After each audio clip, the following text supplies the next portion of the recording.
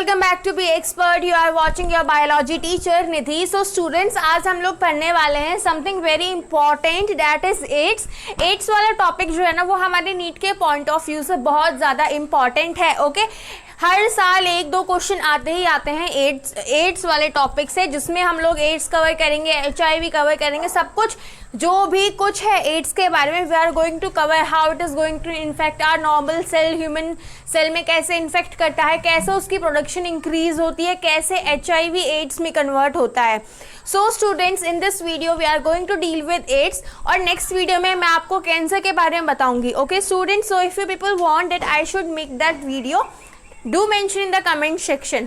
Now students, we are going to start from AIDS. Okay, 15 minute में आप लोग 15-16 minute की वीडियो में आप लोग इजीली जितने भी क्वेश्चन नीट के एग्जाम में आने वाले हैं इस साल 2020 या फिर आने वाले फ्यूचर्स ईयर में, you people are going to secure the complete marks. यानी कि अगर एक क्वेश्चन मिला है सो आप लोगों के नीट के एग्जाम में इंक्रीज होगा +4, 2 है तो +8। Okay students, so we are going to start from AIDS now. Let's move.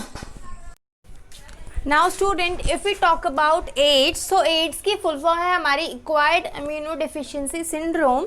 अगर हम बात करें इस वर्ड सिंड्रोम की, तो ये होता है हमारा group of symptoms. Okay, this syndrome words here means group of symptoms. Now अगर हम बात करें जो एड्स है ये किस वायरस से होता है, सो it is caused by HIV। अब हम HIV की फुल फॉर्म देखें तो इम्यूनो डिफिशिएंसी वायरस। HIV की फुल फॉर्म होती है इम्यूनो डिफिशिएंसी वायरस। अब हम अगर इस HIV का जो है जेनेटिक मटेरियल देखें, सो genetic material of HIV is RNA। Now मैं आपको यहाँ पे एक रफ सा डायग्राम बना दिया मैंने HIV वायरस का। सो keep this in mind at this HIV virus is enveloped. Okay, अब इस एनवेलप के हमारे पास जो कुछ आउटकमिंग्स हैं इन्हें हम कहते हैं ग्लाइकोप्रोटीन। ये ग्लाइकोप्रोटीन है। देन HIV में खुद का कैप्सिड होता है, सो this is the capsid of HIV and inside the capsid the genetic material that is RNA is present. Now student, जो ये HIV मतलब जो एड्स है, it is acquired immunodeficiency syndrome. यानी कि ये जो है ये इनहेरिटेड नहीं होता, ये हमेशा हमें एक्वायर्ड मिलता है। यानी कि हम इसे आउटर जो सराउंडिंग है वहीं कहीं से हमारी बॉडी से एक्वायर करती है।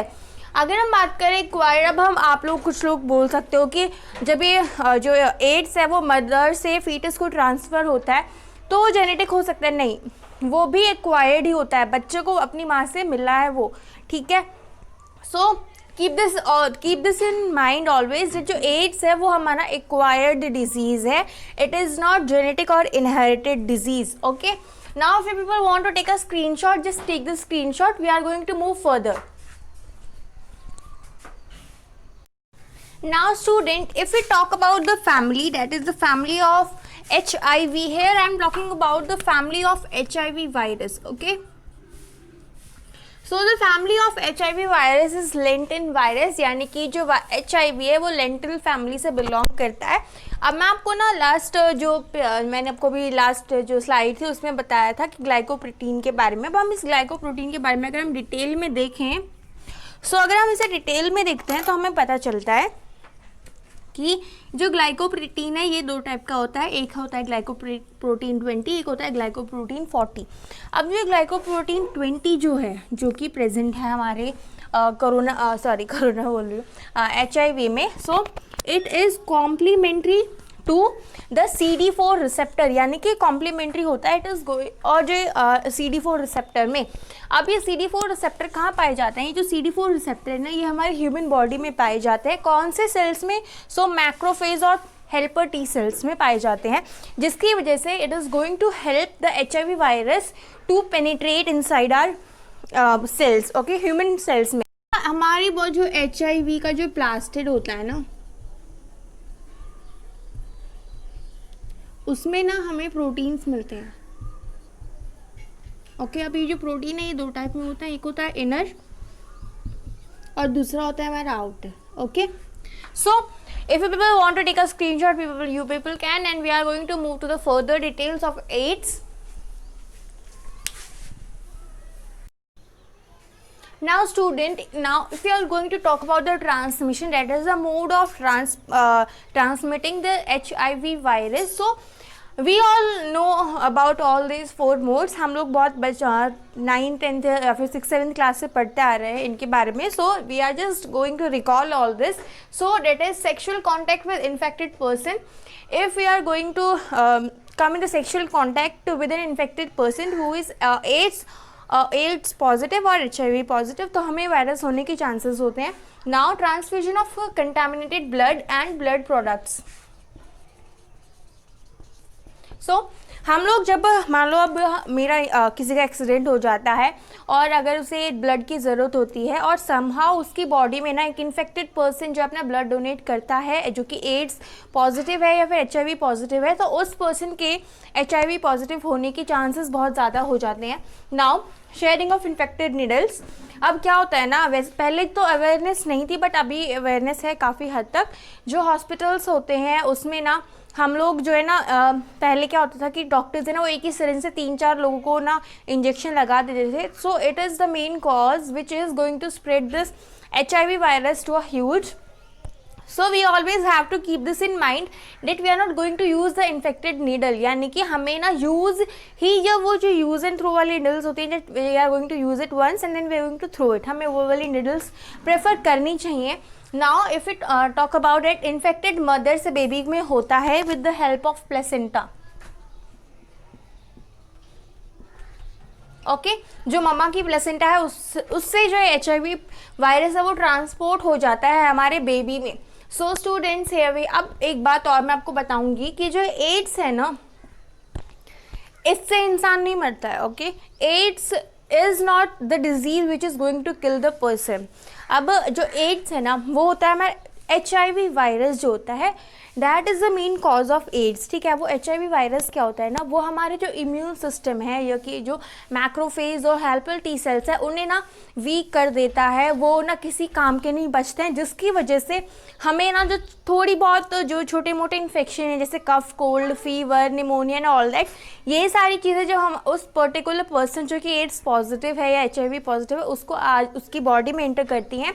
सो एक नॉर्मल पर्सन की बॉडी में तो वो बहुत ही थोड़ा सा इम्पैक्ट डालती है, बट एड्स वाले पर्सन की बॉडी में वो बहुत ही ज़्यादा हाईली इम्पैक्ट डालती हैं और जो उनका क्योर है ना वो बहुत ही मुश्किल हो जाता है. बिकॉज एड्स में ना हमारी जो इम्यूनिटी है वो बिल्कुल रिड्यूस हो जाती है. And the main cause of death in case of HIV is due to low immunity. हमारी इम्यूनिटी इतनी वीक हो जाती है कि अगर हम एक इंसान को खांसी हो रही है, अगर वो हल्के से भी उस एड्स वाले इंसान के कांटेक्ट में आता है तो उसे 101% कफ हो जाएगा और नॉर्मल पर्सन बहुत जल्दी रिकवर हो जाता है, बट जो एड्स वाला है वो रिकवर नहीं हो सकता. Okay so just take a screenshot and we are going to move further. Now student, now if we are going to talk that how this virus, that is the HIV virus, is going to infect our body. So the process I have made a rough diagram. You can go through the diagram given in the NCERT. Just go through the that is the explanation given in the diagram. I am going to explain it. So जो ये virus है that is the HIV virus. ठीक है, ये जो HIV virus है ये हमारे इन्फेक्ट करेगा, पहले हमारी बॉडी में एंटर होगा, देन जो हमारी बॉडी का एक नॉर्मल सेल है उसे ये इन्फेक्ट करेगा. अब मैंने आपको पहले बताया था जो ये वायरस है इसकी जो बाउंड्री है ना इस पर ना प्रेजेंट होता है ग्लाइकोप्रोटीन, और जो ग्लाइकोप्रोटीन 20 है ना वो जो हमारी सेल वॉल होती है उसमें जो प्रेजेंट होता है, जो ये एक CD4 जो रिसेप्टर होता है ना इससे ये कॉम्प्लीमेंट करेगा, जिसकी वजह से जो ये जो वायरस का जेनेटिक मटेरियल है ये हमारी प्लाज्मा मेम्ब्रेन को पेनिट्रेट करते हुए हमारे अंदर प्लाज्मा मेम्ब्रेन यानी कि नॉर्मल सेल के अंदर आ जाता है. Now this viral RNA is going to attack to the human genome.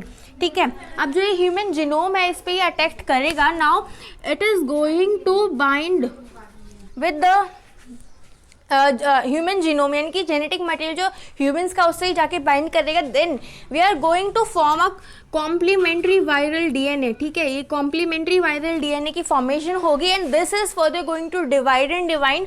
तो हमें ना यहाँ पे न्यू वायरसेस जो है ना न्यू वायरस कि जो जेनेटिक मटेरियल वो फॉर्म हो जाएगा, then it is going to come out from the cell membrane of the this particular cell, और जो न्यू वायरस सेल फॉर्म हो जाएंगे, this new viral cells are going to then further infect the macrophage और the helper T cells of our body, जिसकी वजह से जो further है ना, मतलब जितना भी हमारा इम्यूनिटी होती है वो सारी की सारी डिसबैलेंस हो जाती है, डिस्ट्रॉय हो जाती है. So just take a screenshot और you people can go through the NCERT also. NCERT में ये डायग्राम बहुत अच्छे से गिवन है, हर एक स्टेप को अच्छे से मेंशन किया है. So if you people want to take a screenshot, take a screenshot. Now student, here I have mentioned the important steps which are going to cover the whole process in which the HIV virus is going to infect our bodies. I have just brief all these steps so that you can just revise it in a one go. So first thing which is going to take place, it is a fusion of viral envelope. Viral envelope का fusion होगा हमारी plasma membrane से, क्योंकि जो ये viral envelope है ना, इसमें हमारा प्रेजेंट होता है glycoprotein 20 which is going to help in the penetration of this viral DNA in RNA in a plasma membrane, because ये जो हमारा प्लाज्मा मेम्ब्रेन में जो एक मॉलिक्यूल प्रेजेंट हो रहा है विच इज CD4, ये से कॉम्प्लीमेंट करके हमारी जो प्लाज्मा मेम्ब्रेन में एंटर हो जाता है. देन जो ये कैप्सिड है, यानी कि जिसमें हमारा वायरल RNA प्रेजेंट होता है, वो हमारी सेल के अंदर एंटर होता है. अब जो ये एक एंजाइम है हमारी सेल में, वो होता है प्रोटीएज. उसकी वजह से जो ये कैप्सिड होता है, हम उसकी आउटर लाइनिंग को ब्रेक करते हैं, और जो RNA है that is the HIV RNA which is then it is going to enter into our cytoplasm. अब जो ये HIV RNA है, ये HIV RNA with the help of reverse transcriptase हमें बना के देता है complementary DNA. This complementary DNA is further transmitted into dsDNA, that is double stranded DNA. Now if this double stranded DNA is then going to integrate with the human genome, ये हमारे human genome में जाके ना bind हो जाता है, ठीक है. और इसके बाद ना हमें देखने को मिलते हैं new infected cell.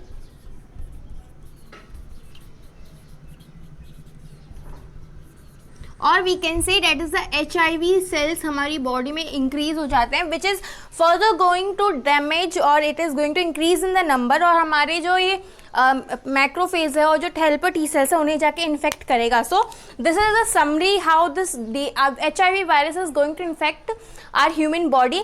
If you want to take a screenshot, you people can take the screenshot and we are going to move to the further. Now students, if you are going to look at the diagnosis and the treatment of this HIV virus, पहली बात तो treatment is not available till today. बहुत साल हो गए हैं HIV को आए हुए, बट फिर भी हमारे पास ट्रीटमेंट नहीं है, बिकॉज जो वायरस हैं वो बहुत जल्दी म्यूटेट करते हैं, बहुत जल्दी. Okay, so this is the main reason why we are not able to develop the vaccine of AIDS, and similarly we are not able to develop the vaccine of COVID-19. So if we talk about the test, which the name of the test is enzyme linked immunosorbent ACE. ठीक है, exam में ना हमें इसकी short form भी given होती है. so the short form is ELISA. okay,